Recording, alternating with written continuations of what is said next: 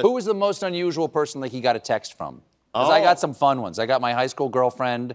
I gave my phone to Evie, and I said, as soon as I was canceled, basically I heard from the Strike Force people, and I heard from Jon Stewart, and then I handed my phone to Evie, and I said, just don't give this back to me for several days. Yeah. But when I finally went through it, high school girlfriend, James Taylor, and George R.R. Martin.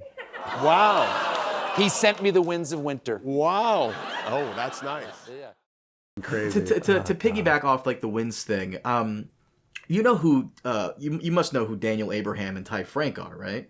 Sure, I met them both. Yes. They did an interview with this other YouTuber a while back. It was a whole Expanse podcast, but towards the very end, of course, the YouTuber asked about Ice and Fire, and I think it was either Daniel Abraham or Ty Frank who worked on the Game of Thrones or a Clash of Kings comic. And in that interview, one of them said that when they hit up George to, get some notes off of him for, writing the comic and what's important to keep in from the books, George flat out told them the ending to A Dream of Spring. They know how it all ends. And my question is this, because a while back on Tyrion saying nothing beats a good story.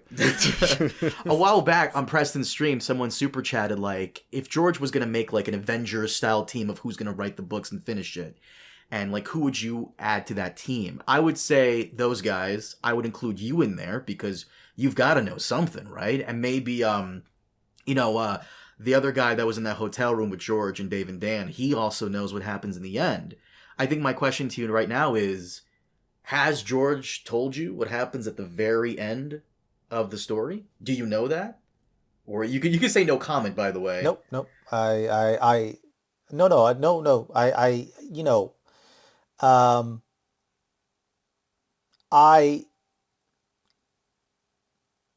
had the opportunity to kind of learn kind of things, and I love the books. I want to read them. I don't necessarily want George to tell me what he plans. I want to read it when he told. No, I do not. I know a little bit about some things that he is, but he's doing with the books that people don't know. But I don't. I have avoided like the plague kind of. I've never thought to ask him like this is you or this is gonna happen or can you tell me? I would never do it. I want to read it. So no, I absolutely 100%. I swear, I do not know exactly anything of what George means. That's not me. Like I have my theories. I have my opinions on what the end game is and what things mean and what George intends to do. But George has never told me, and I've never asked. Would he tell you if you asked? Tell me. I have no idea. Honestly, I think I would hope he would not tell me because he knows how much I love the books and how much I want to read it. I know people who were in his sphere who basically George may have told at least a summarize, a short version of things because of the show, and they didn't want the show to be the first encounter with some of these ideas, that they would ever hear it from George directly. But I'm not one of those people, and I don't want to be one of those people, and I haven't hit any of them up for anything. So, do you think Stephen Colbert is one of those people? Because I don't know if you know this, but Stephen Colbert had Jimmy Kimmel on. That was a joke. For those of the audience who doesn't know what I'm talking about, Stephen Colbert had Jimmy Kimmel on his show a while back, and he joked that George sent him The Winds of Winter. I was going to ask Elio, what do you think about that? I don't know if it was a joke or not, but okay. No, I mean, do you think it's a joke? I mean, like I know there are partials, like maybe, but I just don't see him sending Stephen Colbert partial of The Winds of Winter.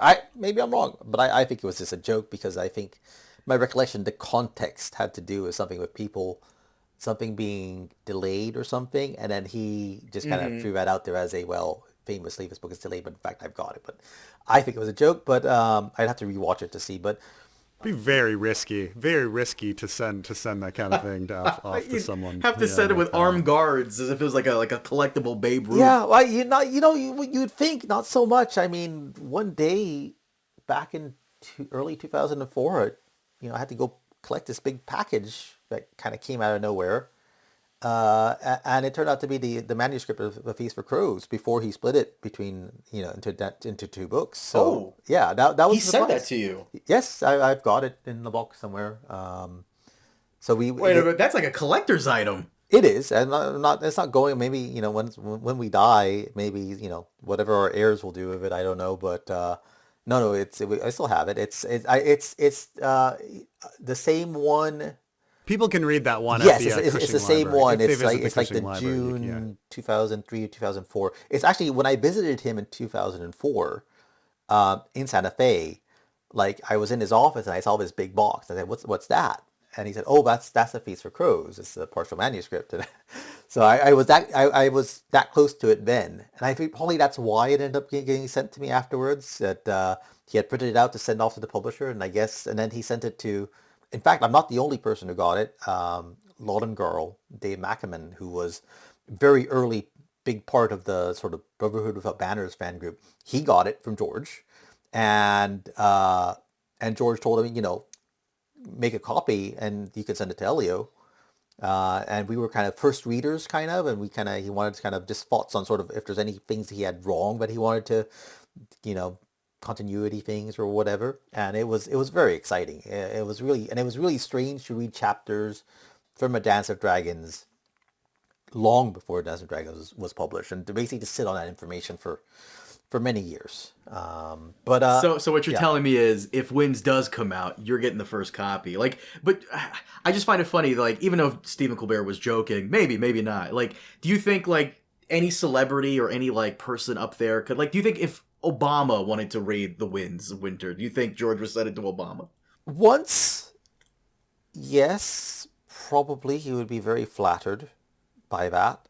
I think now he is in the space where the celebrity of other people doesn't really faze him anymore because he himself has right, because he's yeah, a big it has put him celebrity, in more of an equal. So I think maybe I'm sure he'd appreciate it, but I think it'd be much easier for him to say no. I think he'd be so flattered maybe more than a decade ago that he'd say yeah, sure. But now, maybe he would. I mean, honestly, if you can't trust the president of the United States with secret information, who can you trust, right?